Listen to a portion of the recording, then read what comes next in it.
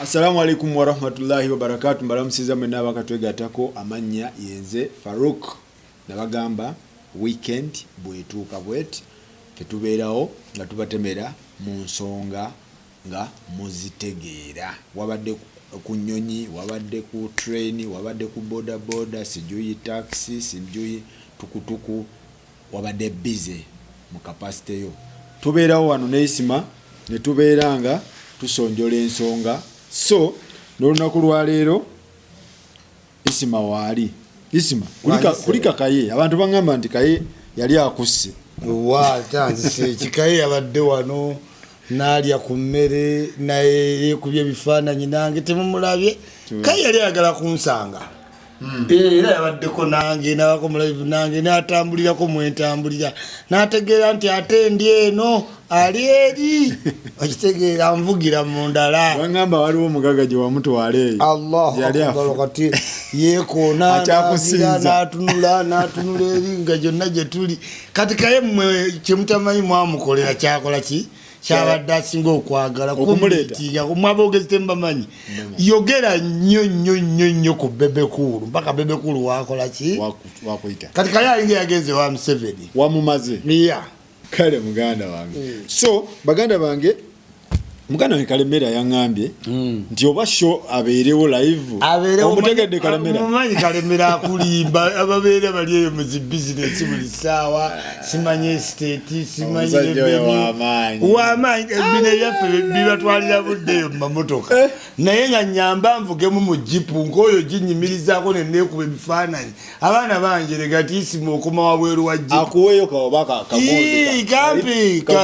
Makex jimpe njivuge akuweyo ka Makex bannange yakolamu Kalemera bannaye mwana muto kino simanyi kino ekizimbe kyange tulina ba investigating nedda tolera litambibozi byebe bya investigation wano omusajja wange muleke Kalemera muleke sente ze za haso halali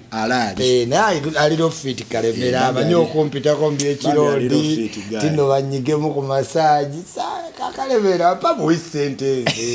ende nimembo oli mufirika nenti banyige masaji simanyi simo inzo funa disi simanyi backup pay tulina backup pay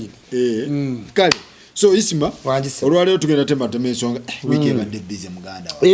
olwo tutandika bateka mu Chiptei yani Chiptei marathon mwe mwali mulowooza tuli kumpi ne mupapa ne mudduka tutandise ensozi nabagamba politics marathon mwene mupapa ne musooka mu maaso ne mudduka kati etandise mutandise bannange mutuvuga nnyo ate tukyavuga bwakedde bajjo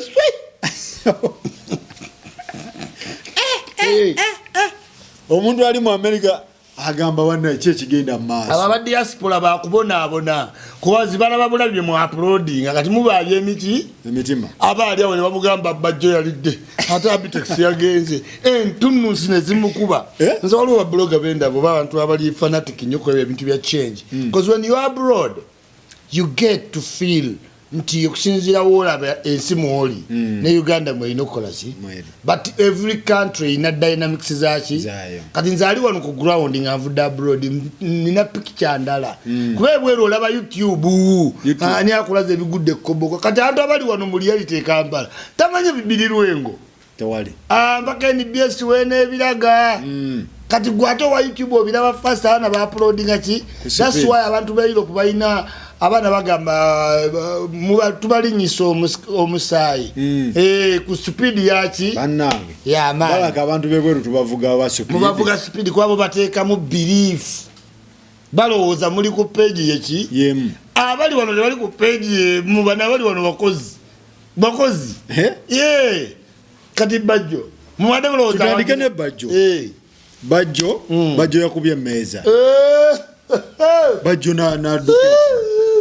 bajja bade musu natubuya ne plani ze muliko mudamuda mali mwekweke nti baba wambe temuyina mundu mubaba nalula yale plani ajimanyi ataji ayanga bulyote mu mugana ayagambye mudamuda plani ya kufuna plani ya muda bajjo tabaddeewo tajimanyi taina idea bajjo bebaleta sente ze bamuje mwajja ku Juliet zawe bajjo bazifuna Bijoli Zawadi FM twalo 10 eja dola. Okakasa. Akakaga nze nakasesemya babi. Otya. Ate sakola live nga Joli Zawadi apadde omwogerera ne musesemya akakaga nga bali bagenda mu America ne batagenda. Awo nako twalabanga ebipande nga bateka koza awedde zawe. Babajjo bazze bakole sente ku internet mu people power. Kati bajjo ne bayiwawo omubiri. Kati time netuke yokufuna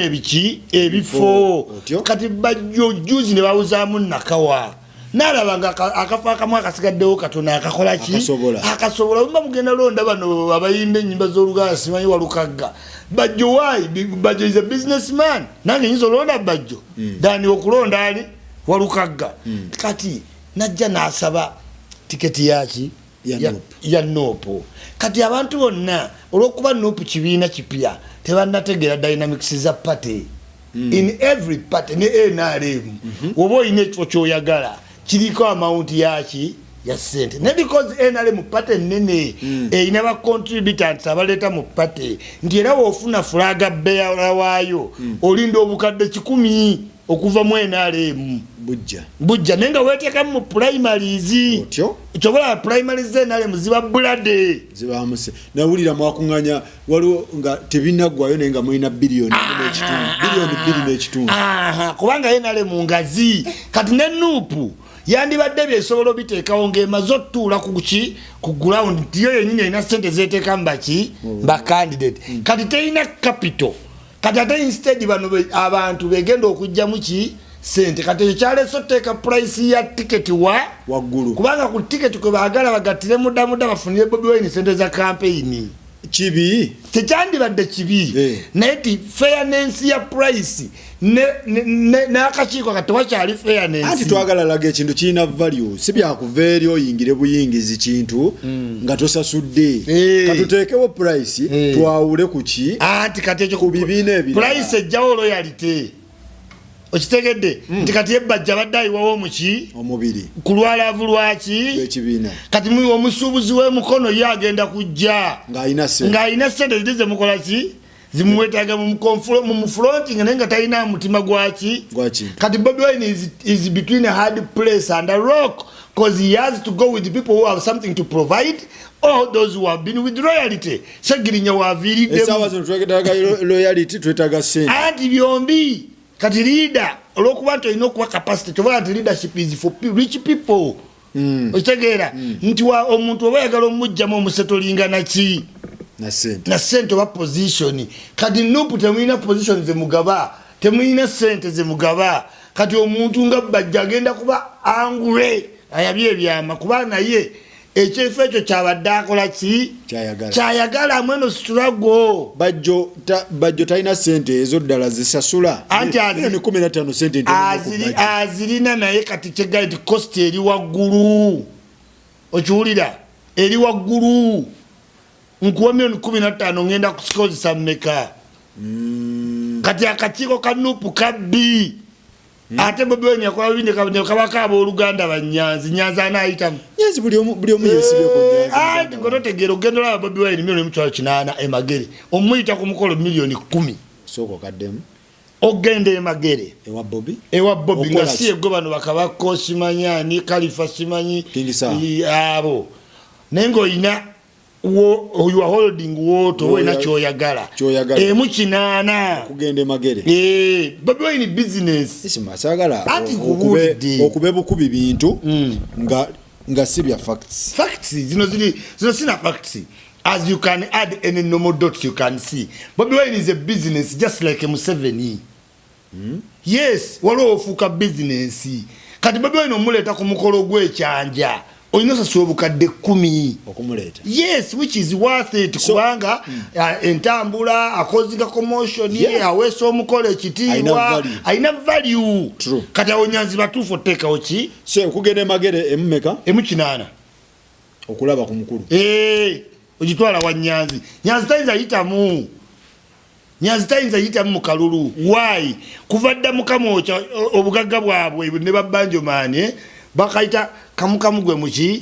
gwe muganda tayinza balekera yamanyo gye bigenda era ne waliwo ne post etambula we bamubuuza ku interview ng'agamba Bobi Wine agenda kuba leader of opposition akimanyi ye nga Nyanzi muno alina onoonyamu after election osigadde otya otyo so Nyanzi ye ali mu kutegula kati Nyanzi ali mu kutegula waliwo omukazi wane Lubaga yankubira ye Nakato nangamba yakateekamu $18,000 Munyanzi zaki ng'ayagala Bobi Wine abeere ng'amwenda osinga tagenda mwenda osinga Nyanzi yazirya kubuulidde abo balewisi bonna balidde atalya Ssenyonyi kubanga yava mu kyaki Ssenyonyi ye mwavu agenda vamu mwavu ddiro zimu tebamubuulira kubanga ye ali focused kufuuka MP indigenous church grown up banabana bava mu church ne discipline era awo waka Ssenyonyi nemba sikagala Ssenyonyi ali clean nayo omuntu ow'amazima nga Ssenyonyi yalinda awasa omukazi avinge sextali gaggawala kakati Nyanzi buli omu amwesibyeko naye ng'ate nze mbadde sinalaba bambi bukyamu bwa Nyanzi tojja bulaba kubanga bajolera avuddeyo n'agamba simanyi biki wekizibu kya nupu nakiddamu emirundi ng'egyo anti kati gwe kitegeeza emboozi ngimanyi nkugambye bajja ayagala kaadi eyo era bajjo tannasala ddiiro tagenda mwenaale tannaba kuva mu kati bitanga wolaba nti Kabasi alwana ne Ssekikubo Musoddo mutabani muganda wa Museveni agenda kubatolinga ne muwala wa Kuteesa era Soddo balina omukuba akalulu kuba Museveni waayisaawo Soddo ngaga era yabadde alina okukola ki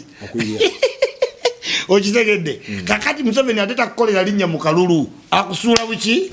busuuzi Soddo yawedde Bobi Wine yakola ensobi okusembeza oluganda lwa nkugambye okuva mu 1986 mpaka 1020 ng'abantu bamanyi Museveni ali omu ne step brother we Salimu ne kati ebbanga we liyitawo abaana bo banoonyanga kati ebbanga we liyitawo abantu bawera kati Soddo gye yava ani adamanyi Soddo waliwo nawo omukazi nti sister wa Museveni Salimu Sale simanyi nzeeyi bawera naye tebajjanga Museveni is getting a country because you must project a picture y'abantu toyinza gamba ogoba Museveni naye ng'olina baganda bo 6 mu administration mu new government Nyanzi edi yawe ekibi kitya senga Museveni olwayinga mu 86 ng'alina baganda be 5 balina wandi badde bagambako tobasobola kyoyinza basobola bano baganda ba mukulu why first of all owera leader President Museveni abantu be bamulaba informally fe tumulaba formally gwino yita mu protocol bote bayita mu protocol bayingira buyi kati juga tebayita mu protocol ate olwedde balina mu leadership abamuzibu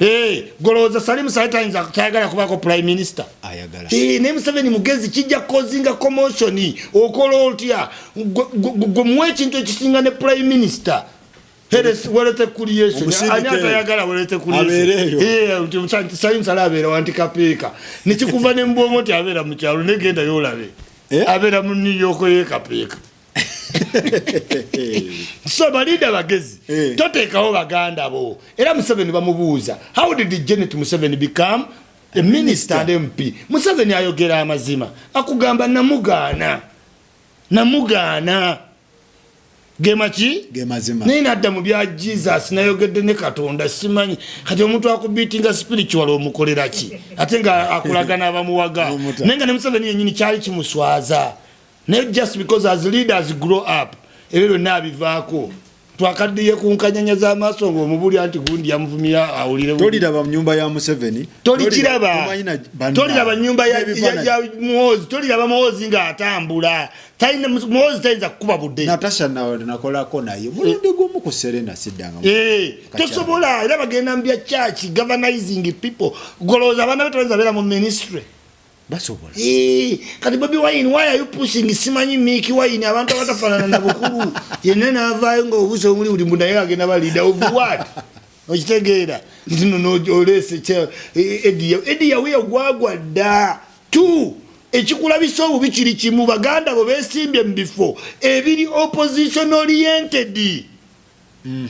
okitegedde kati Nyanzi oba oyagala kujjawo Muhammad Nsereko then Bobi Wine you are the problem anti kati wetubanga twagala kujjawo mu 7 ng'alina bammemba ba palamenti 4 nga opposition erinako nga nkatugeza 5 ate abantu obasimba kugana 5 oyina kuongeza mbifo ebirimu abenaalemu oyongere kugana ameka 5 kati bajjo kyabadde agamba opposition twerwanyisa yes mwerwanyisa kubanga kati Lukwago ye meya abantu bamwagala tebannamufunako buki meya Kampala opposition baliwo nga 5 okitegedde nti Museveni Latifu Lukwago simanyani awo waliwo aba bonna kale ngamugambira Museveni ye problem tegeze problem ya mu Lukwago ate opposition mwagala position yanti temwakujjawo Museveni otherwise kama ndi mwagala kujjawo Museveni mwandisose ne mubala buli member opposition wali ne mumanyawo katugenda tetwetagana kweyanjula eri bantu tumwongera mbongezi ki manyi nti Sewanya nasigadde Namboza asigadde Kasibante gundi wadde wa DP tumuwagiridde wadde wa UPC katusigadde nti opposition regardless tuli 70 okitegedde now what our problem is what 390 MPs of NRM Lawrence Ongeyo nti tugenda wagira bana babadde mu ebyo tuleme kuleeta mupya wa kunyonyola tukwata abalala tubateke ku NRM do you get it kitegera ne lwaki temukikola is simple opposition yaffe ekoma mu tawuni kyobola tulina olwali obufo bwokko buli mu kibuga temuyine nupu teyina bantu koboko yumbe tebayina ekintu ekyo simayi lwaki okyesibanga nkuge nabaddeyo okuva erukunjiri okuva emasaka embalala wokka wosanga ekifaananyi kya nupu mbuuka waadiweya namulaba n'omulaba tugendeyo embalala ate newotagenda yakalulu kanca tokawulire emotoka nabaddewo ku gundi ekyaddondo ng'emmotoka zisimba embalala you selection mufunye 0 tulina 555 balala eina ku gundi 10 ezo ziba edited bakubye edited nze nkugambye muganda wange Fusakozi twagala change naye oyina okujja nowetekamu capacity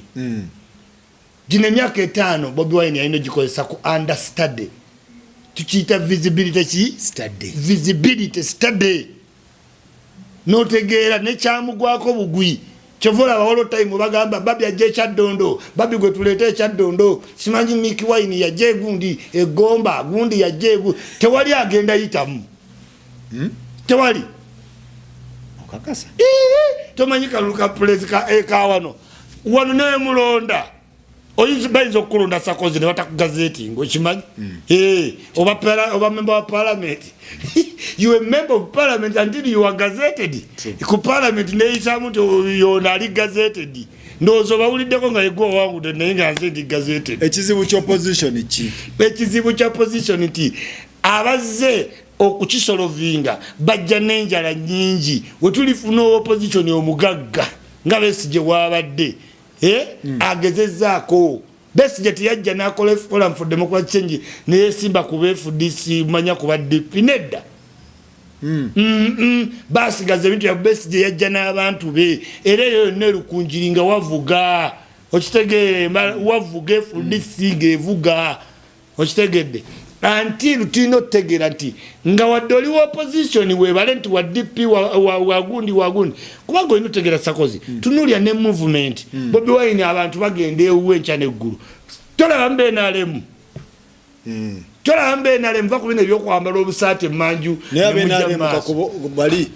omuntu nti yasituse n'amuvinga okiwulira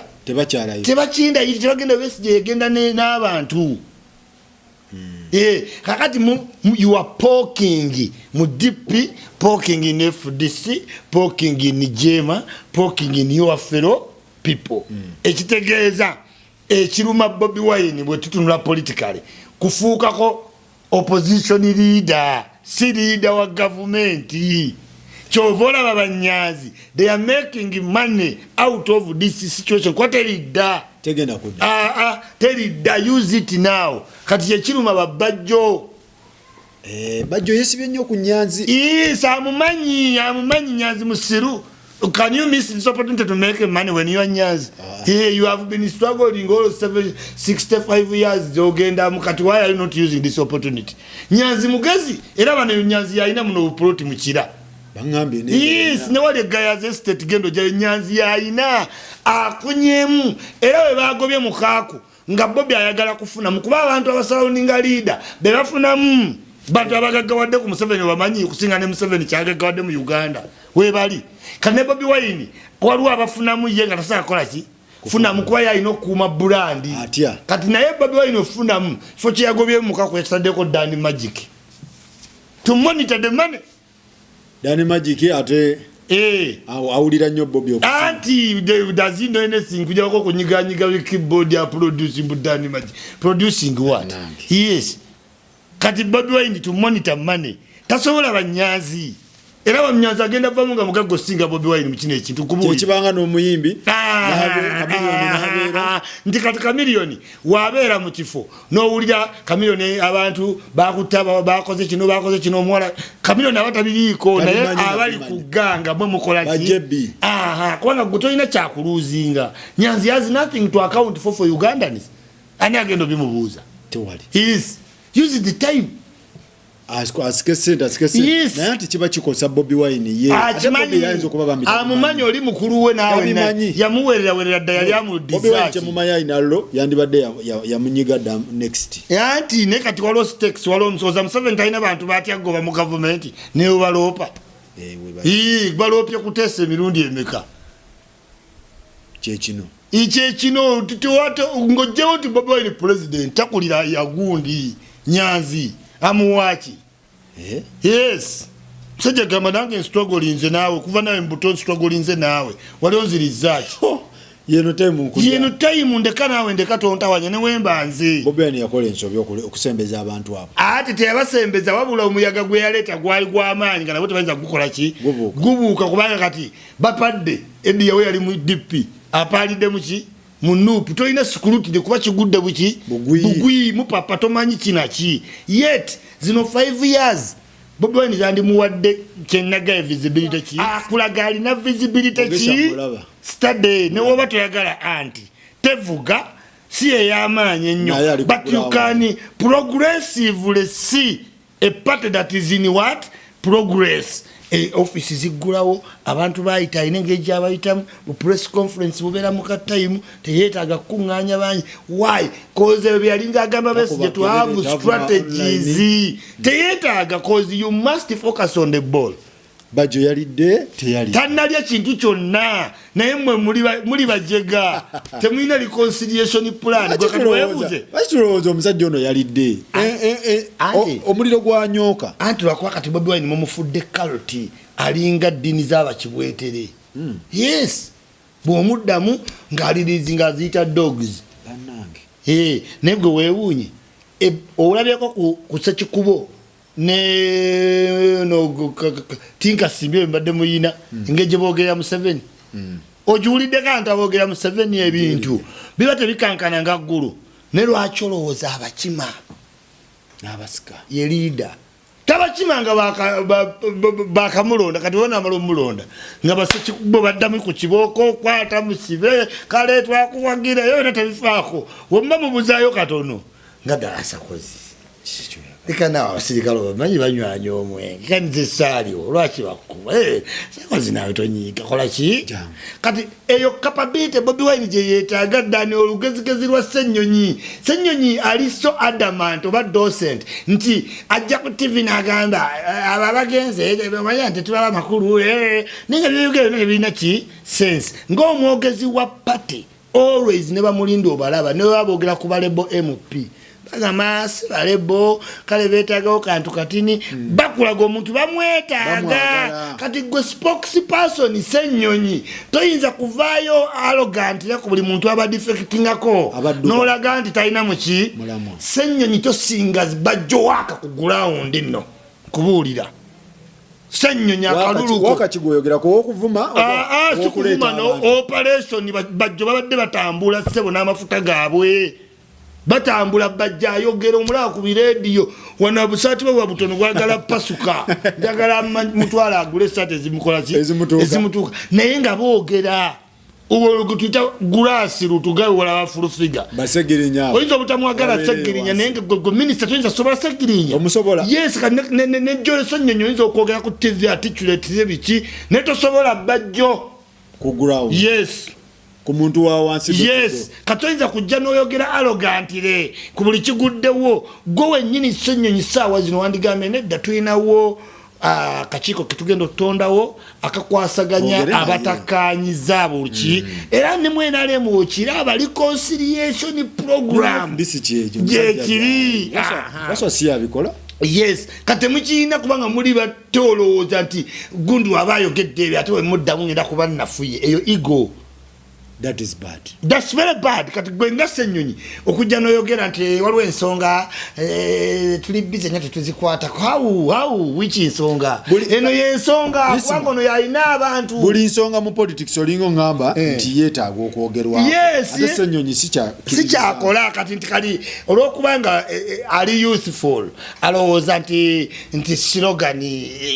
kyakuzimbira mu musala bulungi bukkaati tunula mu TV omanyi ffe aba NUP ebintu ebitali mu magezi tetubiwa magezi kati ebirina amagezi byebiriwo okupostinga nti happy birthday King Sir kya magezi ononya wa president otumbi ogamba birthday King Sir kati kyamakulu mwandibadde muyita bajju kwa King Sir police njano mugano ogende eyo n'atajja olwa bulandi naye bajjajja ne bamusiba ne bamuta n'agenda sebali tujja kuta kakibeki tobawuliddeko babadde gundi. Yes, now what people power you must have. Okay. Ebintu ebyo mwino obbaawo ne eredale council ku side sizamaanyi nnyo esobola okumitigatinga abavubuka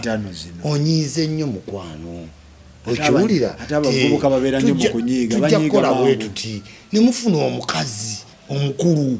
kikola balinale mweleeta abakyala n'omulaba wajja Saida Bumba tuli reconciling people baji Moses Kigote balina mirimu mwenalemu bakola ebyo reconciling ki omutuukeko ng'omutya gambe sakozi gye bali kale mpulira oyomba ne Lumumba kiki era webatwe bakola sekikubo nani ne kuteesa bantu bakulu abali bwe mwina mu party nga bantu baba respectinga eno tekiriyo omuntu ne bavuma kabaka n'osirika naye n'ovaayo nti ensonga eziri kati ezirina amakulu kwe kuwisinga saa birthday ne batuuka n'ogga kabaka afudde nti ndi mubanda we naye omubanda tayogerangayo wadde anti ebintu ebyo tugende mpola omukulu oyo yavuddeyo n'agamba nti ebintu bino abyogeranga ye era Bobi Wine tamulinaako ki tetugamba nti amutume Bobi Wine si yatuma tetugamba ekyo kyonna tumanyi si yamutuma ne njagala tubeere clear ku ekyo tulina kyetuyita distancing from embeera era Ssenyonyi avuddeyo n'alaga nti abantu abo twabasanga abalina pain zaabwe ekibiki however you must distinguish omanyi tulina betuyita ba official worker essential n'ababeera ku side ku government ne Museveni wano oyinza okwogerera ennyo enaalemu naye ng'akimanyi mu structure zaayo entuufu tokola ki toli muka just in case olina ensobi gy'okozeeyo pata ine ng'egyekola ki gyekwewoggoma naye ng'ate pata yemu yekozesa nga olaba bloga okitegeera nti omuntu abayagala kuteeka mu nese nga bakwata musajja gamba bloga sibakola ki sibaliiko to protect the image kati you're expecting ne Bobi Wine nga allegation evuddeyo ng'ekwata kabaka to pronounce yourself as a leader n'abalala mwenna you had to pronounce yourself naye mwasirika kye kabaka kati waali yakomyewo tewamulabye namulabye era bagambye wa photoshop ezo video emotoka ezaade zidduka sizezo nti eza photoshop simanyi balina intelligence kale netugamba mugenderawo naye the thing is tumwetaaga omuntu nga Bajjo mwetaaga omuntu nga Mivule tebagenze nti babaguze wabula kufiiringa ng'olyani welokaamu naye ng'ate n'abakulira pate tebavaayo ku eyo position struggle ya one love bw'oba tosobola kintu kino genda olya sente zo okitegeera era abaali eruwero nga bamanyi struggle ya One Love bakyali ruwero bakyaliyo bookya kasooli bakolima kuba tebategeera balima nenanansi ennaku zino bo tebategeera bawozanga this is One Love olina ogikitalinga fo okiwulira it has procedure and processes kati golowooza ti struggle ya just One Love nolowooza n'amafuta gajja with One Love n'emmotoka zijja One Love n'ebipande you are mistaken. Bajjo ono Isima Bajjo kyandibadde kikolebwa because Bajjo ye yesoma agamba akyabaabya tannalingira NRM atalaganga yavudde mu kyangu nnyo agamba agenda kwabya Bajjo mwade mu bitabu isi ne mumulaga nti primary zibaddeyo however fake they may look ne mumujjamu nga mulina kye mustandinzeeko okiregedde si musaabusabi bukadde 10 na bumeka na butaano muba babbi kubanga abadde naawe kati gonsaba bwakinyanzi nga ne kugula siwaka nkusinga waaka ati amta amateeka g'ekibiina ati mutakoze Museveni naye aziwaayo aziyisa mu processi okitegedde Museveni yandibadde agamba nomination fees za milioni 2 banazikime wa muleka mukama wa PS wani lwaki avuga n'agenda ku kitebe nazitwala to make people believe this is the process okitegedde yes kati nyanzi wa spearheading elections mubena akatongo akachiko kalala kaisa amateeka ajje yetabemu bamuwangule okitegedde awo mugabe musajja bamuwangule kati titwale FDC ingulidi tulinawo mumanyi yazemu n'agwa akalulu akalala mu primary FDC n'awakanya yagambye ko agenda mu power FDC they have a process gibagenda tuzaamu ki ingulidi Bajjo bandibadde bamunyiga bamuyitira nawo ne basajja bivule because this is politics everybody mubetaaga nnyo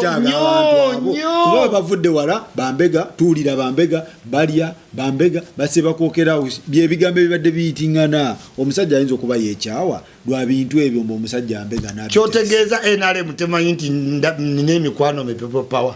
ekimanyi kati ndimbega anayagala awulira kigambo walidde kyokka kyotegeeza kati mwatekawo babajjo to be limited not to meet other people ekitegeeza mu nuupu you are against either with them or against kubanga let me tell you we live here abefudisi bamanya abanuupu bamanya abenale mbakola ki nze ebintu bya nuupu binsanga wano nga bivudde ddala muki mu nuupu buli kakiika akaba katudde why abantu bali mu round gundi we are around the mountain twetolola mbuki kati nolwensonga toyinza teekawo process eraga nti omuntu olugenda nga mumu abandoninga nga mutambuno dogs mumulina nezemuyita embwa nti zimulume naffe tubadde babi naye how do you perceive the nation it is not me it is you okitegedde kati perception eri mu Uganda baani abavuma ku internet banopo period ekyo kyetwagala mwakitaddewo a game you must have capabilities etekawo embeera ku basajja bakikola bonna bakikola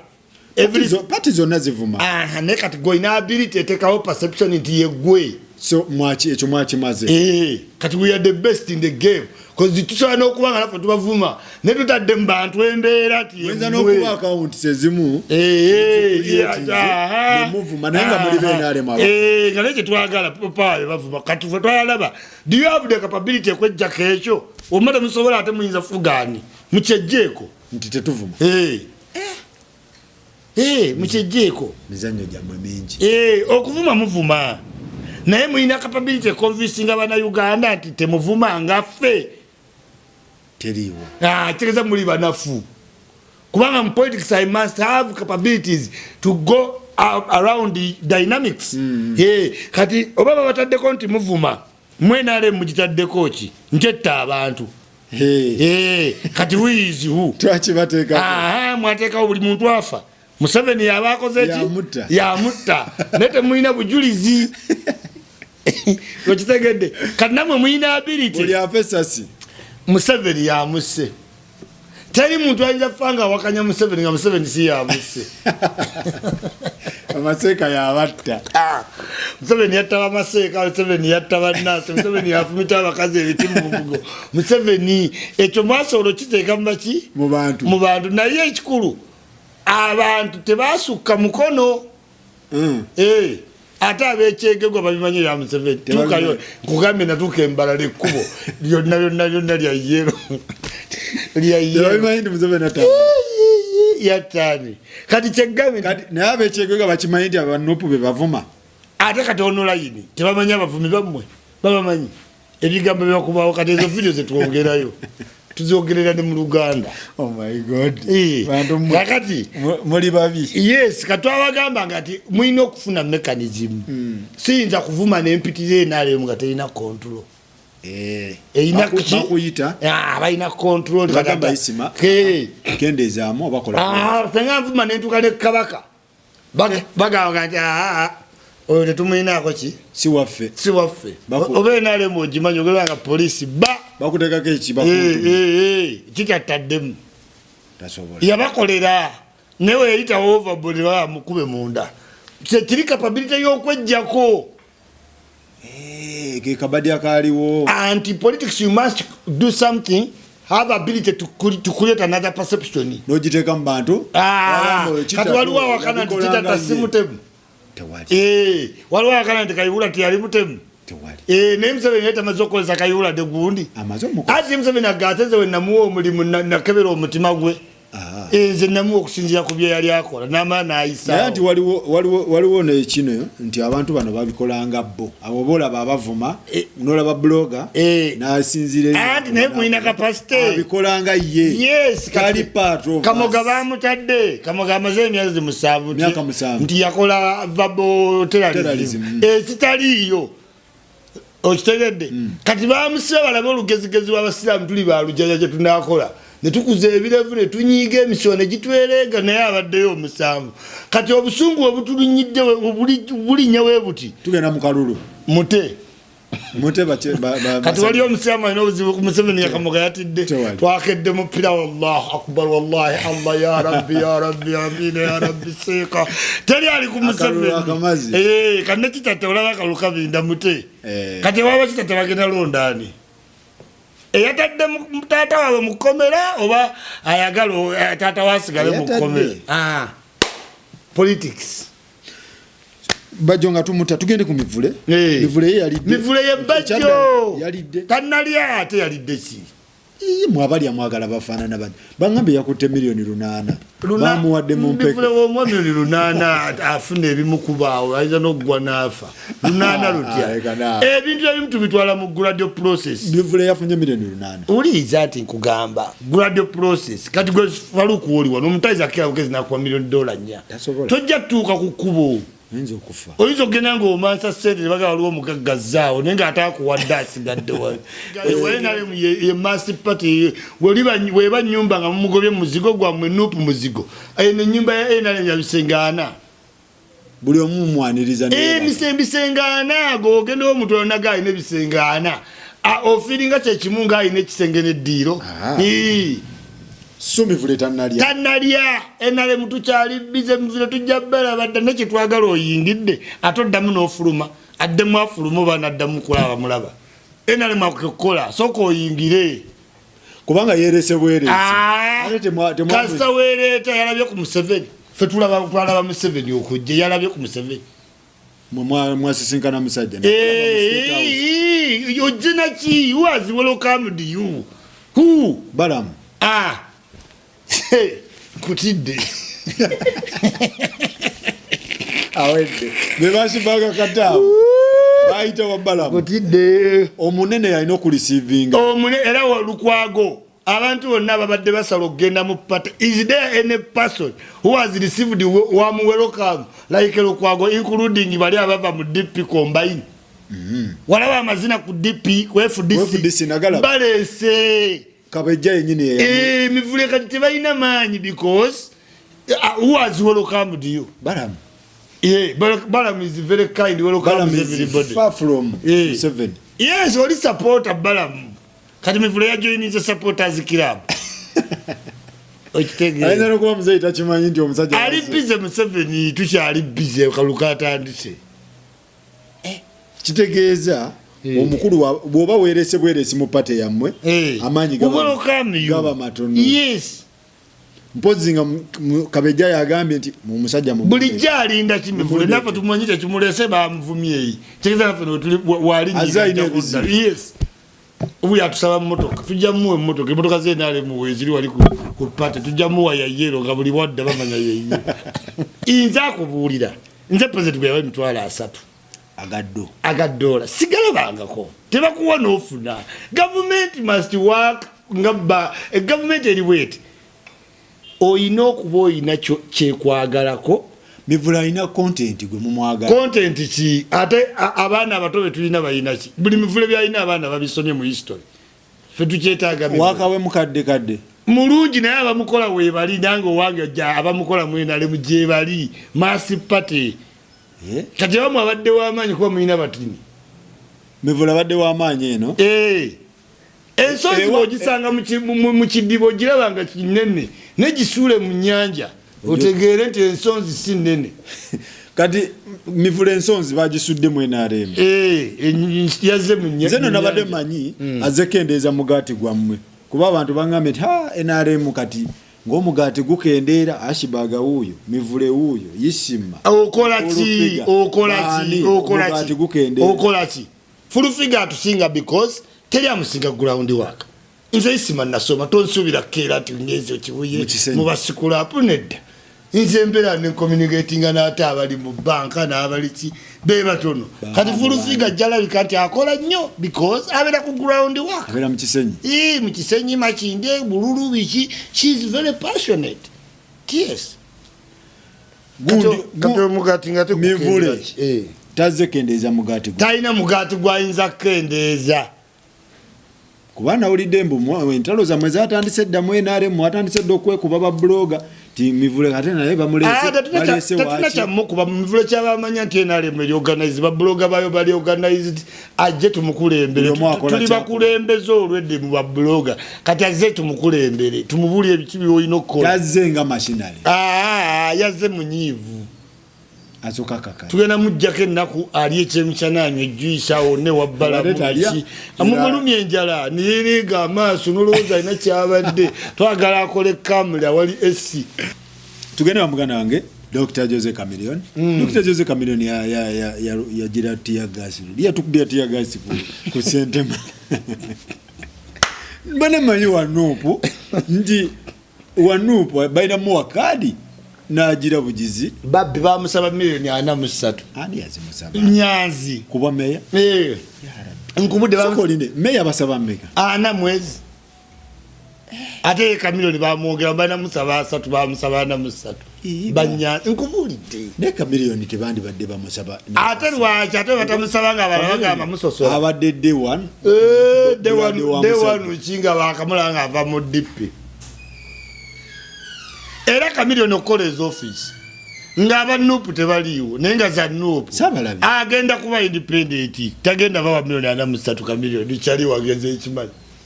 tagenda ziwayo ategede muri babiri zaki kwasala byoba nupu ndabawo mukaku ate bamugobeni kati mukaku yajja kulaga politician ajja gende wa Chameleone kan Chameleone reject mukaku because wa mugobye mukaku yazi people era naye ayambala nupu awagira bobiki kati nagambe nti nupu yenyine egenda kwe confusing nga tuyitewo egambe twajibba why kati mba mwajjewo mukaku ne mugenda muwanda ku James Mubiru James Mubiru ayambala red ambulera Bobi Wine mission 21 ne mukaku ayambala red Bobi Wine nupu mission 21 kati ofune bogi ngotukenga go waendo osinga yakulimba nga ku ground bamusinga abaki abantu Museveni bimugwako n'agamba ono efulaga beara naye noono muwala wange n'ayuza n'abaleka kimugwako agenda otuuka ku gulawundi nga pate gwe yawa gundi olwo nenenalemu waba ogulirira kati nenalemu esanga obuzibu omuntu nafuna fulaga Museveni ne yesitula ogenda otuuka kubanga pate chairman olina olipresentinga kati Museveni agenda otuuka yo nga gulawundi ndala nga ate neyindi noli aganiddemwe nga wamaki kwali omwana gwe bagenda okumma nga talina bisaanyizo naye nga ku ground wamaki nga segirinya bamume card segirinya bagimumadda dana mugamba naye nga do tudo mukambwe era kati yazzeemu okusaba kumbi kasagundi yavuddeyo kazibe basi tebagenda mumuwa nkubuulidde nze mbeera mu meeting zaabwe bagenda wa kidanda Bashiri nga yeewo omubiri ate guti asinga ekidandala national coordinator kati ekyo kigenda kukolebwa anti kyekugambye you must find yourself obaddemu which motive kasi walimu kwepromotinga abaddemu ayingidde ekintu kwepromotinga kidandala ayina bita ye basaze ddiiru ebalese nuupu era kyoba abamuwa obwa coordinator anti Bashiri ayeewo omubiri radio yonna abadde apika nga apika ki adde akola ne tamale mirundi biki byadde binundi ng'akuba nuupu kamala hosti tewali byayeewo omubiri juzi wano wagenzeeko mu Katanga ne yeewamba n'abapoliisi ne bamutegeera kati ki ekiba kiddakaawo anti kyekugambye kati ate ngo ambition zo za kugenda mu maaso anti kyekugambye Bobi Wine ayagala abamemba ba parliament kati n'abaana bagenda kwesimbawo mu kala ezimu. Do you get it? Nanenkofiira kweziro byonna biyina ajenga independent ayitemu otandiko swala ne Museveni kimutuukako omwana ayitamu kati yamwenda osiiga n'agenda ati kati ateka kyobola Museveni agamba nti abayiseemu ba NRM n'abazeeko yitamu ba independent NRM leaning kuba bamanyi nti primary yabayisa buki bubi yes Kamiliyoni mwakubye wakitiya gas tumuwero kaminga ate waliyo baptism endala oyino kibogena mukereziyo wadde osuubira uyawero kamingi did he complain yes he has told him this is the routine okusula akachupa wansi w'entebe namulabe gadduka alengana abana tebamanyi bya legend kati nenga we are welcoming that is the only way era naye abadde ebbanga lyonna lyali mu Uganda amanyi ekiraga nti ozze mu byobufuzi tiyagaza abaako yes tulaba ability yo y'okuyimirira mu time z'entalo akaluka ba meya kagenda beera kati bwa meya nga tukakube muto kyawo katono because opposition ina abantu nga batano bonna kirungi ekiyambe Lukwago abasinga amaki kuki amaanyi nkubuulidde mu trust mbantu kitegeera kubanga bwa meya kifo kinene overseeing politics bawaluka gabe bakyononye abo siba meya tebabayita ba meya road meya abomu bale bano betuma bwetu mimbu road council la road and kati Lukwago ali omu and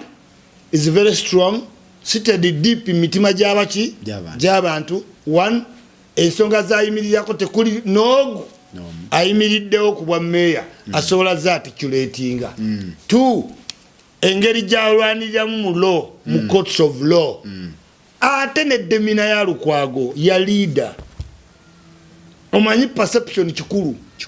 Lukwago ne bwatula ku TV Semujunganda Muhammad Nsereko Bahati Franka tumwebaze obulabanga bulida ngobalaba yes the leaders kati waliwo n'atuulawo n'ogana naye Mukama Katonda kiki kino okitegedde so you must also create perception mu bantu tuveeyo tugende bangambye Kamiliyoni mukazi we nalabira bya kibozi awo ebyo bibozi bibeerawo byonna by'abantu backkeeping lwaki abantu tebatwastinga Kamiliyoni okuba family eri wabweru kikigenda anti bamubulanga babirivingira mu Bobi Wine family yewe eri wano Bobi Wine avudde mu music amanyi pa amanyi gani ga Kamiliyoni ne wata ba Bobi Wine yennyini naye team emanya amanyi gani ga Kamiliyoni tebagala gazanyisa he may turn out natwale ki ekintu bamanyi bo benyi abapopa abankubira bamanyi Kamiliyoni tali mu nuupu just kuwagirani Bobby bamanyi Chameleone yabadde dominate nga tekiyinza muva mu bwongo kati benyini babala bamukona mu emisumaali abenga jaki mpola wabaye muyitambega nazanya dynamics ze DP coordinator yefuula paka wabayingiddemu ne bakiza ati ali muki Nope. However, I know protecting overtaking Bobby, kwa manyi ya overtaking ko. Mulavu wano mbana Uganda. Chameleone is loved. True. Ochulira. Otherwise, no one may bandi bade babu wakanya already. Naye is a favored person. Chiva mbantu. Kati Bobby Wine amumanye ebanga lya mutwalide mu music. Wo bude asobola okwezinga ekintu kuba kisawa ena kibanga ekiyika nakitukiramu. Era Chameleone bateesiza baleme muwa kadi ne sento zongeza kumwejjako era kati Chameleone nkubudde z'office zaggulawo za kulwaninga bwa mayor independently singa no era bw'owulira interview gye yakoze ne case ng'akuddamu agamba tebalina muntu ali strong nga Chameleone yabadde agamba bannuupu over Latif kubanga ekinyiiza Chameleone Latif yabadde adduse kuba meya nebya mukono mitiana noze era nupu babitambuza Chameleone agenda mukono nozi nupu benyini dikolomi so anytime Chameleone womwesembereze nnyo osobola ofuna problem anti Bobby amumanyi ya compete nze naye 20 years tamusingangako musically yes temune dominance ne love mbana Uganda Chameleone abadde nga Bobby yakkiriza ne bebe bakkiriza Chameleone ebintu byakola mu music teri muyimbya nza bikola nasigalawo si kyekyo tobirabyeko ne asigala aliki favored so okumwejjako ino okubeera omukipinga mu distance yani ye politics Museveni olowooza Museveni tayinza kulinga fensi nga kifo kyakuteesa ne Kadaga lwaki abaleka ne babakompitinga n'alinga fensi ng'ekyaji Moses Kigongo it's because Museveni akimanyi Moses Kigongo cannot run for office but Kadaga Kadaga if you get a chance she can use fame as a woman ng'ate okuze ba Kuteesa can use his might with the money. What do you do? Keep Kuteesa under Ssekikubo. Ssekikubo get data namuganza sojani Kadaga ategere nti tusibiru echa love ngambe mbana Uganda eri Chameleone wekiri but lwaki tebamubelivingiramu mu road mayor sinagamba nti Chameleone tebamwagala ekituufu tumwagala but waliwo perception baagala karakita ya Chameleone tebagala ebaveemu ne bwogenda mu mupiira waliwo ba football hooligan tebagala mpira guli nomo bagalamu oguli muki chaos kati Chameleone ntu yakola bafani be overtime bibanyumira nibagawo ye dokitani Chameleone tomwepankangako wano tukatugamba faweka wempe wogano wa Chameleone ekitibwa tukigula tukuba mu empino taniko mu ekitibwa kati ebyo binyumira bafani be kakati ate bafani be bamu bamanyi bino ebyofisa Chameleone yagenda tubo watu wajja kwa tukyafuna kiki bamwagala mu revive revive tujimissing ngewala ba Bobby Wine alina abantu bangi nnyo abamissinga embeera y'oku stage enkwata y'oku muzindalo enjogera wabadde nga n'abaana abataba bakopa tobalabangako yes because ekitegeza character y'abantu bagimissinga kakati temanyira masuuti of recent gagenze gatandika munyumira gamunyumira kati awezeza amasuuti omwenda ase mwenda nawe tuve nayo nyiza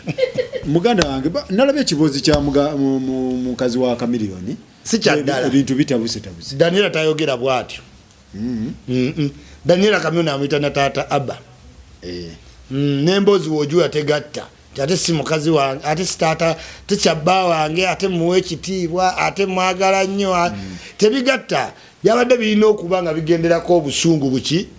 bungi kati nze nkirowooza nti just ababikola either they are provoking Chameleone oba ttiimu ya Chameleone yennyini to stay in the news bisoboka naye nga ekirala kyoba tewerabira muwangaliddeko ebweru omuntu yenna wabeerako ebweru anything might happen. Yes, afune exposure nene nyo era nagambako nange kyangu nnyo Kamilo notuka mu America nga Daniela nga birala nnyo nga n'omusajja tomulaba nga tali kuggwe. America provides a lot of room, freedom. Notuka nga nolaba ezukusamaso. Yes. Tolo goloza omuntu ayinza okugenda bwe lunadda n'abeera wano ino banga oli purposeful nganzi. Waba wabowa. Nokubowa kuveeko ne Uganda bato kyagisobola bweyagala amasannyalaze aga buli tayimu toye enjeru okitegeeteeza wano zibeera zirimu egundi za bulaka munda amazzi gajja mukama kati olina ebintu by'obumanyidde first internet. So kati Daniela yensi gy'alimu. Yes. Ali ku speed. Ali mu kuzuukuka ayinza olaba ng'ate obufumbo bwa star bubadde bwakabi Uganda naye si bwakabi mu America okubanga tolina byokola. Okitegeera naye ng'ekinga mbirala yali yasoma azuukusa obwongo bwego okuddagaga asa tulina abaana besi gyoza atayitamu lwakujjawo family Bobi Wine bamubule bahandola ojja wano family n'osaba abantu obwaliida abaana babano bakubetira gasi ng'oba otaliiko ekyo kyekikubye Besigye ebbanga mwana we ali eri ne mukazi we ayagala wa president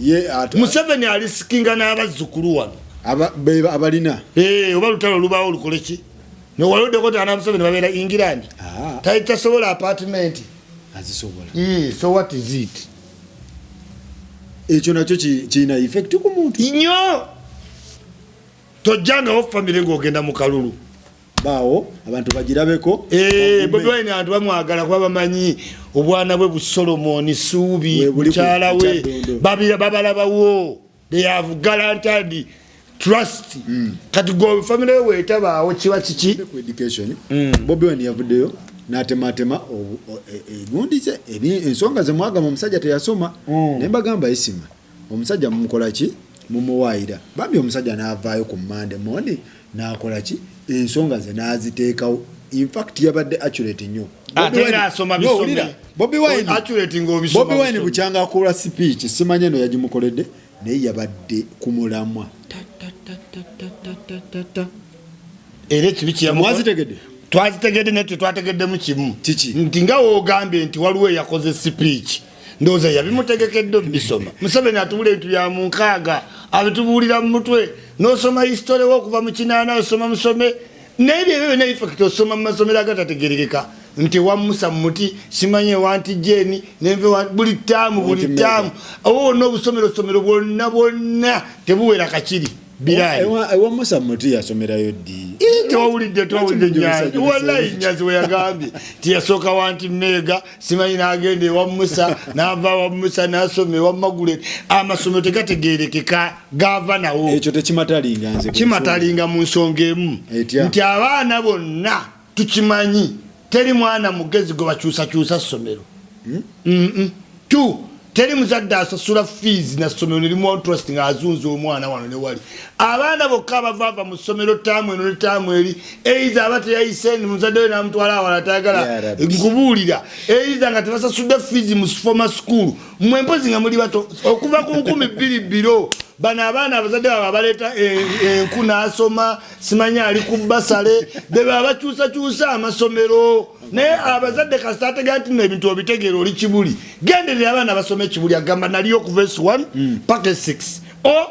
nakoma mwezi 4 ate wenava ekibuli nadda Kawempe wenava Kawempe nadda Gombe amasomero toyinza kugenda ne Magunga nga n'obagamba mbuliko dyevudde mu masomero 9 by P5 ne bakubuusa Namagunga tekuwa kifo teri mwana yali asomye Namagunga nga former schools ziri 8 between P1 and P4 Namagunga between andekate Joyce between P1 and P2 ngoina amasomero 8 nogende Namagunga simaina bisusa tebakuwa Taiba tekuwa Central tekuwa ero ate nano kitegera buli mwana go bakyusa essomero ng'essomero lya substance wuliri si mutamwagala bangobe Gombe nengenda nsome ttaamu nga 2 ku standardized school they welcomed me like a hero kubanga standardized school was it is no standard kakati ate gwova ku standard n'ogenda Gombe oyina okukola interview n'odda mu kibiina ky'emabega ebiseera ebisinga tebayinza kubuuza kibiina oyina babavudde kibuli Neobo genius ngapota ku St Mega. How can you be genius in anti-Goretti school etula muti? Oh, ko anti-Goretti ko anti-Mega tebayo bakaliba bayo. Amasomero gayogedde gali kanoni gavaawo sige gano getugamba amasomero agayimiridde n'ebyalo gye gali agayimiridde nenga gedde n'ekyegambe era omwana asinga Kabong mu P7 afuna 9 oba 11 jagenze mu UNEB okitegere kyegambye so toyinza kubanga oli kayirikiti Tata n'ateesa n'edimansa ne mukyusa emyaka of which that is wrong kubanga tewaliyo standard age ya classes abaana bamba bamwenda abalala 12 abalala 14 depends yes kati toyinza tuga ntatawo yakyusa babalansinga emyaka gy'otuulirako n'abaana abalala tekisoboka teri standard age mu Uganda nti abali mu P7 must be 9 So ochireka bulesi. Yes, so why was your father changing your age? Ngaba kubusize kibiina. Cause the reason jenawulirawa. It is not true. Ekyokubiri.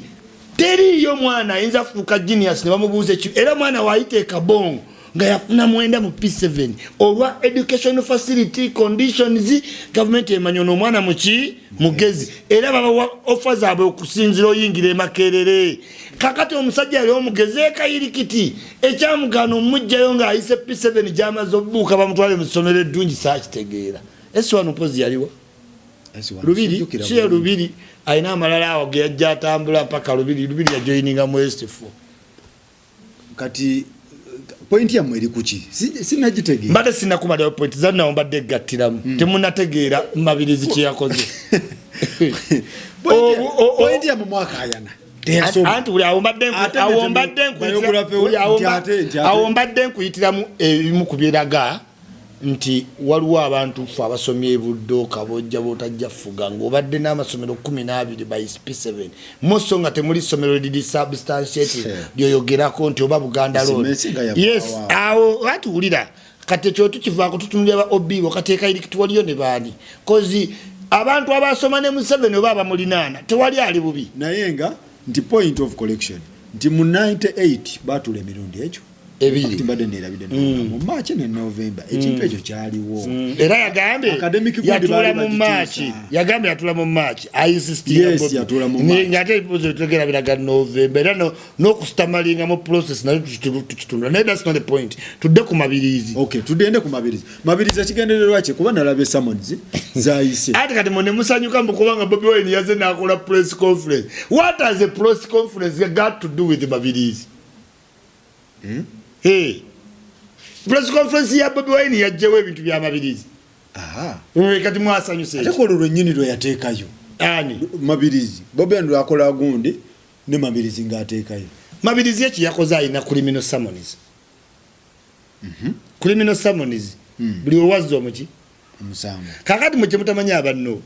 Tie. This is where politics begins. Atya. Anti kati summons zaze.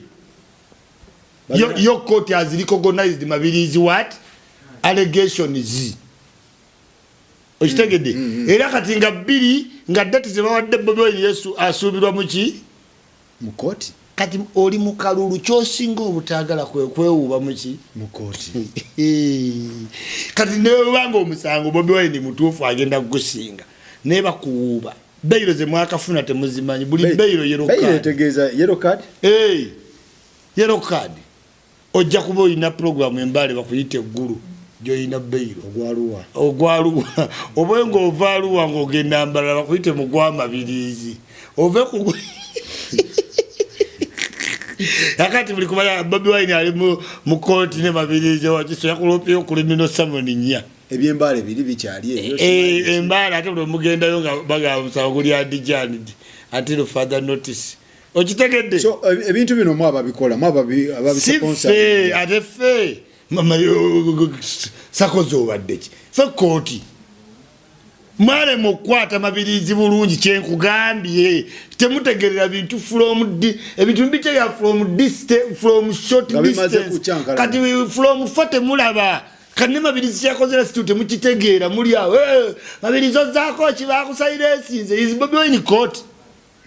Yes, did Mabirizi get criminal summons? Yes, kati kitegeeza you must attend Bobi Wine nawe bakusavinze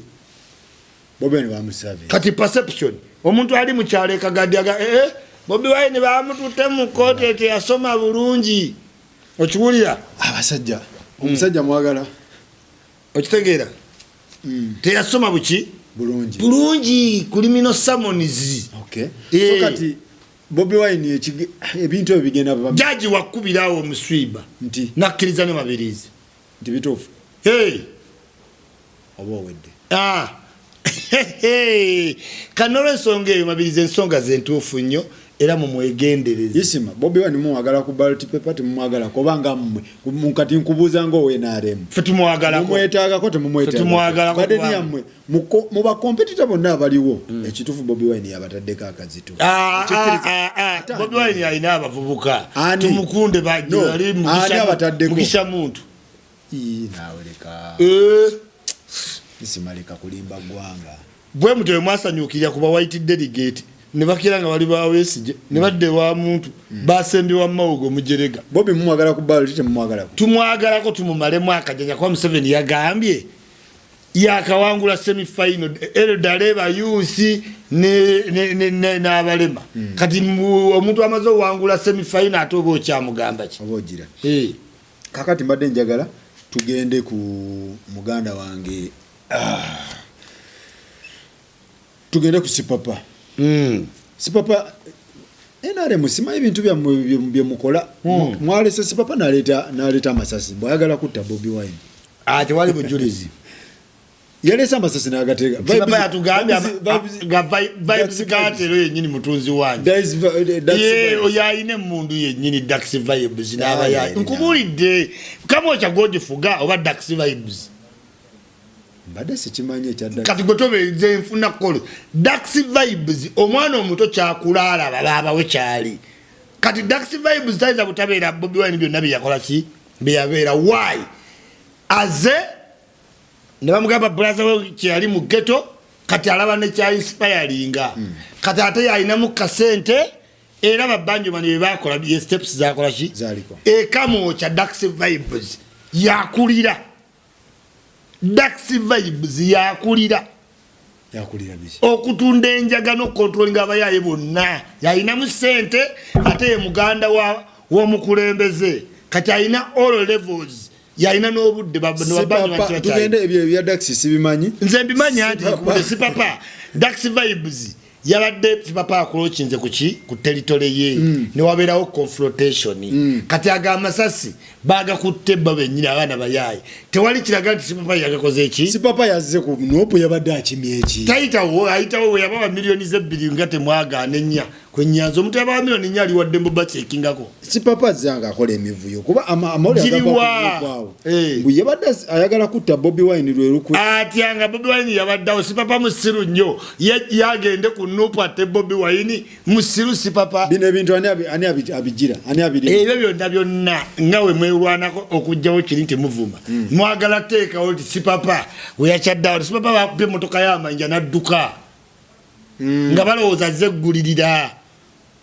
katonza gatale Sipapa yakubye bantu emundu atawagira Museveni atakuba amasasi mbantu tugende ku muganda wange Hamisi Hamisi namulabe ku kooti bamututte mu kooti kyekigena yatutte banka nasettinga president etya anti banka za wano Hamisi akugamba zabagwira mu banka ezisinzo performing 10 mu 2019 zakola 285 billion profit nenga 10 banks nga 8 sizaffe onule 2 bogendo sabaloni toba mwavu ne banka zabagwira zikufuula okuba nti oli munaku akola ki asembayo ate yetoleta bya bugagga oba wa securities za byapa ne bakuwa obusente butono ate ogenda ofuluma banka zaabwe nga bwetoddeko legal fees simanyi what fees simanyi fees n'ababyawo ku bank project wagibala ya milioni 4 mwezi otaddemu milioni zo manya ya milioni 4 mwatano otaddemu ebibiri byo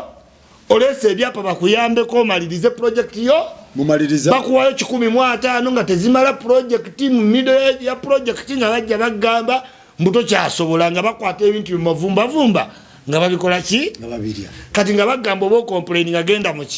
mu court ng'otuuka mu court ng'egamba bwe mba mukayanira milioni 8 oyina oleetako 32% of milioni 8 omusango tandika otambula kati Amisi Kigundu ekyo kyatugiddewo atya anti president agirwanyisa mu banka agamba nti banka zezimu ekyo tekiri fair kuba muna Uganda mu constitution bamuwokiririza okuba ne fair hearing kati nzonzibye milioni 8 njagalagana mu koti kwewozaako ng'atonga amasooka endete 32% koti babbi ne bank okiwulira kati ye Hamu n'avaayo nga bamubya 120 billion Diamond Trust Bank 120 mu 10 years bajjako mpola nga basasula be babbye bakwata mu musango batola kuzaamu talaba ina sente nyingi kakati agenda okukola audit nga bamubya 120 billion kati n'agamba okay kuluno kamba fiireko 32% njirina twabaddeyo nga loya kiri owaina yayogera bank eyo DTB terina lukusa cooperating wana eina olukusa yoyo naye ekola transaction ne DTB Bank Kenya ne bakola ne bakyusaganya business ate nga DTB Bank terina license wano DTB Bank eye Kenya okola wano transaction eino soka ne license ne government yachi Uganda ne sobolo tuwa percentage ya fe mu deal yonna gye bakoze ne banka yawa kati yo Diamond Trust Bank Uganda ekolagana ne Diamond Trust Bank Kenya without license kati yaba money laundry nigo tunenya mu nsonga tunenya kama mu president nedda Mutebile ate president tumunenya governor independent Mutebile must push for government reforms netugena mu banka nga we twagobye waka wairo kayuwala ekebadde biramu abasuubuzi nayo nga ina 32% oyina container zange nya tu complaining about it okende 32% bakagobyewo akayuwala kane Hamu ayagala kano bakagobewo omusango tuguwangule ate yatugamba agende ezo sente zikole mu banka wane yaffe kubanga Hamu Amisi Kigundu yeye nyini asinga Diamond Trust Bank sente zisosola teri muna Uganda managing director ku board tekuba oba MD ku board tekuba ko CEO tekuba ate ne wajjawo group ebyekisiru ntino Bankers Association bikola biche ebya Bankers Association bananyini mabanka batuula ne balonda okitegedde kakati balonda era percentage nene eyagisirunde kati MD wa Bankers Association abamu na Uganda bana basiba obutaya abasomenya abalaba ebintu ku level ya Harvard nga tuli Uganda kati boche bayiwo okukola feeding ambuto zaabwe nga omuntu nga Hamu bwavayo n'ayogerako nga bamuwandiikira Bankers Association Hamu oyogedde bubi banka za wano ziwa abantu emirimu abantu omutwalo gumu kitundu Hamu abantu omutwalo gumu mu 100 emirimu kati banka za Uganda ne Hamu ani asinga Hamu abasi ntina tugamba ibdinti no banka ziwa bana Uganda tukitegedde naye batuwajja Taylor nga atoyina diguli Taylor ne babera ko olugulawo banka nakiguli na Abudu simanyi Joseph Bosanga nerinnya wabugwe togenda balabatia nga ate bafune ne first degree bana bamanyi mu finance mu audit mbamanyi nabe yabufuzi mu mbeere no bandi bade bayambako ku Hamu ku kintu kino ate basobola tebalina promises za magezi abalonzi bana bafuzi bagendera ku atmosphere eri mu ground omuntu akiikirira abantu be nakaseka ayogera kiku banka ba bankinga yabaziteeka wa no kale abena kaseke tubeshe Kampala muno era serikali kibaddeko lwaki mupushingira ko serikali kibaddeko banka reforms ne NSSF nabo babbi tebakuterekera sente tebakwongera mu interest ate bonne baziwola bonne babaweerako ki interest ate notukozi bagandi bubye kibumba kinuma n'emyaka 48 mbutonaweza myaka 15 ng'osevi ekibumba kinuma nterese sente bampisa yindi yangombulira ebyo ku bulamu bwange sinza teka sente mweni esese tuveyo tugende wa mugana wange Eddie Kenzo yagudde mu bintu twamusasudde mumuvuma kati ate twamugemya ddeyo tinakyuka kati ambassador mwamusasudde ambassador Shekeze na gundi Kenzo muntu wa mwebyadala. Wadala Kenzo ino simani yandi kuwadde munupu wali ebitibwa. Wakoma mupitukana kambata kati oli ambassador. Ekizibu tomanyirolo ya ambassador ino okumpita otembuzi wagana okumpa milioni 4 kiyoke nompa kuzino Kiwanda zalese zonzi manyigeje agenda kolera bwerere. Yes na incentive. You when na bakolera bwerere. Eyo perception bajagala mbongo bw'omuntu. Kiwanda yatugambye mukulu agenda kukola voluntary work. Ne Kiwanda minister wa tourism na yakola voluntary anti. Kati bye bichawo. Incentives gumanye nyonyi ya bwerere, hoteli ya bwerere, pocket money per diem bye kitito kukolera obwerere. Toyina musala nebo gatte ebimutambulira ko bisinga omusala gwakola mu bank emirundi 2. Kati Kenzo tukusuubira okukozesa amaanyi ago agambasada ozinga abavubuka okolere government kubanga omuntu yakoma mu pitu okufuuka ambasada nga tukubuza de credentials wolirake nfe tubuza credentials ne mabirizi naye olirake tetulina kyakunoonyereza ko simu yunebu si anywhere. Why you came out boldly no gamba sakola ki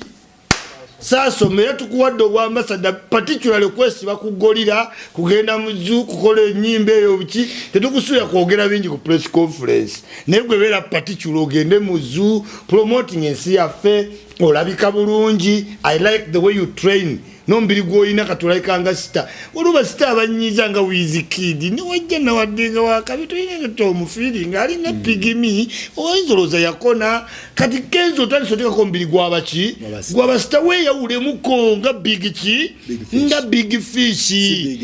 neno big guy wamuona kubaba kuba yo yiso anyirira wandi muulidde Kenzo tunaddamu muulira nga ayogera ku byobufuzi ambassador bamukutte. Yes, ambassador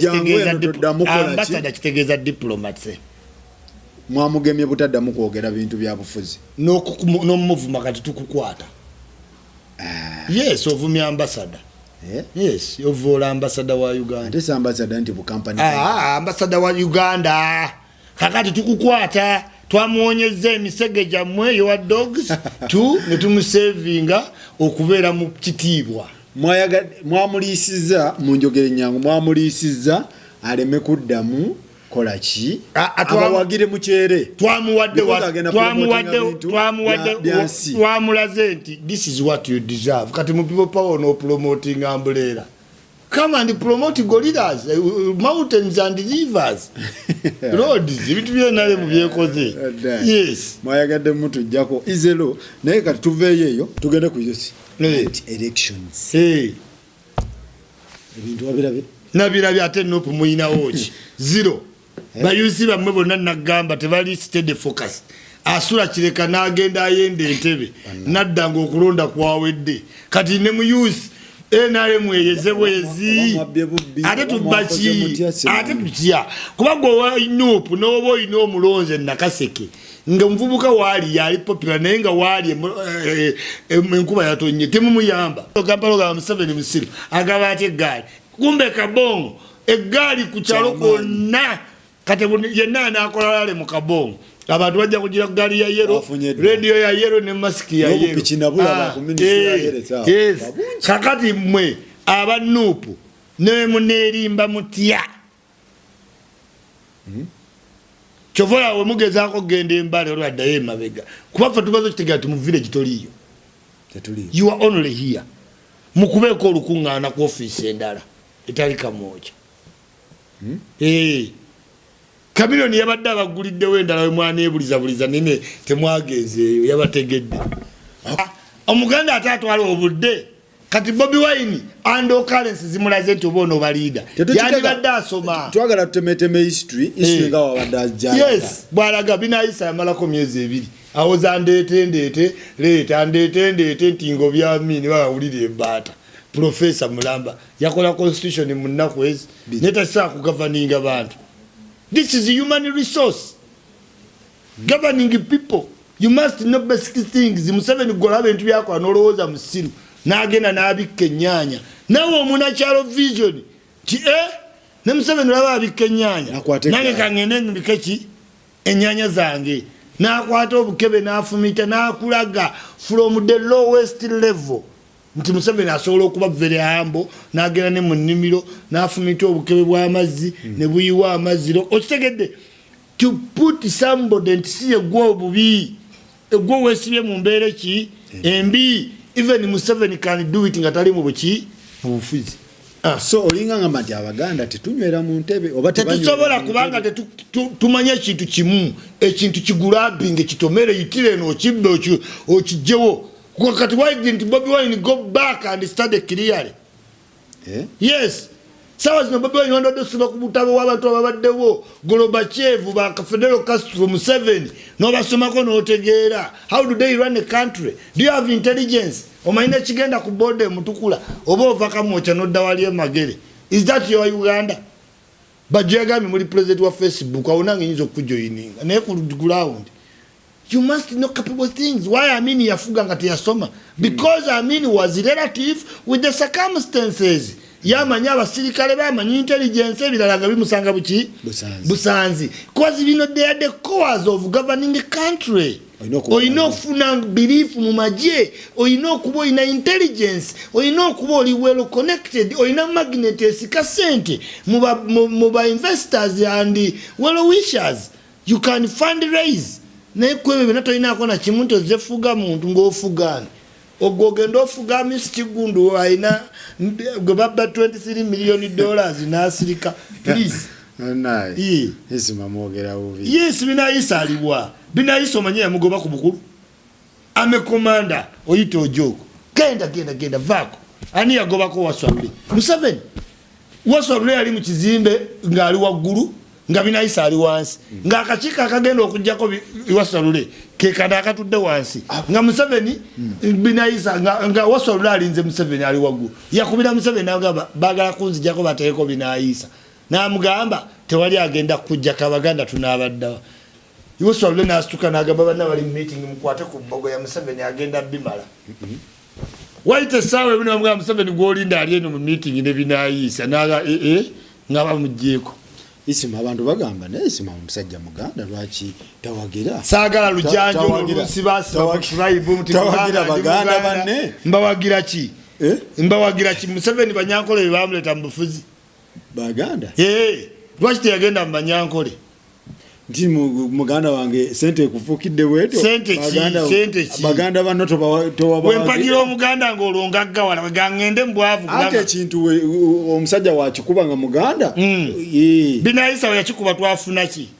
Waswalule ziri office that twafuna bera abantu abali interest politics we chase interest and ideas ojja kumbulira mbuno simanyi balo tuli baganda bono malo yitamu ogenda yita muganda ko omukuomera lwacho bwa vice president yabuwadde Zedega joro sonye yitaba yayagala kuogera obi abaganda ambulire byabaganda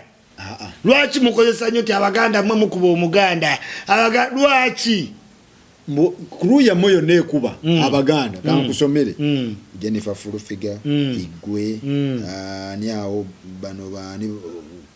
bebekuru musasira simanya ikigroup kya moyo choragade bani mwenna muri baganda wawo netukuba credibility tetukubye eti no joina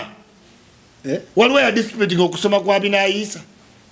twatuka no muwe ntebe nga talina kyamayiga yadda wali kusukula laga ndete leta ndese Amini mugobye maje abantu ne bakakayo ulira kaperoni mugoba Amini majosi gazo so te believing ira mu bintu bitali straight to believing anti ku national issue governing NC we should be put in a small room of tribe yes we can join hands ku tribal issues so long as kabaka yali mu buki mu buzibu kabaka wa Bunyolo ayombe no wa Buganda awo mujoyininga awo tujoyininga ko muntu olina okudda ku nkondo yo naye katuli kwani afuga Uganda mbu Abaganda muganya wagira Muganda munave wetunaba mu Brussels nga tusaba looni banatubuuza mu bya Buganda twagala omuntu anasa chiwalinga looni amu mundabire amu ye amu aina amaanyi mangi era twakuba mutali mu byabufuzi nageza hamu avaayo bakubwa meya oba kubwaki everybody okankanirawo mukambwe wemba nagamba walina sente ononsonyiwa zani kasa tukirizibwa zonoona wetwagalidde eyo naye nakamala batambuza nnyo ekibozi sente zize nakola research sente za musajja mumwogere oli alina bweje myaka gye talina bana sente ezo byebyo ba Africa mwamanyira abagagga bakulu n'abagagga benyini banyigira bonna bola baseka tebaseka baseka maje mu lukufu kubanga munna aba bagagga bola bemutya bageze ba mu billion 12 olabo banaddamu yimirira nayo ne yakategeera naye bagagga bane tebabadde mu kooti anti yabayitirirako baseka maje mu lukufu bajje bakole ki kirumira tebabaddewo nti omwana akirumira nno ye mukwano gwe ntino yabagaga bo musite bomanyi batya muto batya gona ojenga owulira omwana ali ku billion 12 bazi mu batenga banke kubanja million 2 za dola agoba file million 12 zichakubuze aina container za logistics mu Dallas nkaga mu 40 feet ngo nawo oyogera business ya mtu jina mu South Africa Skyline tujine Dallas tujine London ngero tunyuma hizi magoyogera mubi oyogera nnyo umuto kwendi banange okuba ekikopo Dallas Dortmund England tukaye tudda mu Sweden logistics tulina wali factories tuzimbe tugenda bafa tusingo ku exporting ntinzire Sweden omuzira gukubenze mwagala kummanyira nagenda tweyanziza nnyo tweyanzege next week tukwatagane subscribe like share comment njiga kadako ojafuna notification mu time so bwe tubeera wiki yonna nga tukwasaganya ensonga zino bagana bafa Barren Design batumideko Luwombo restaurant awo gendawo mukwatagane n'abasajja opposite awo tweyanza nnyo tweyanzege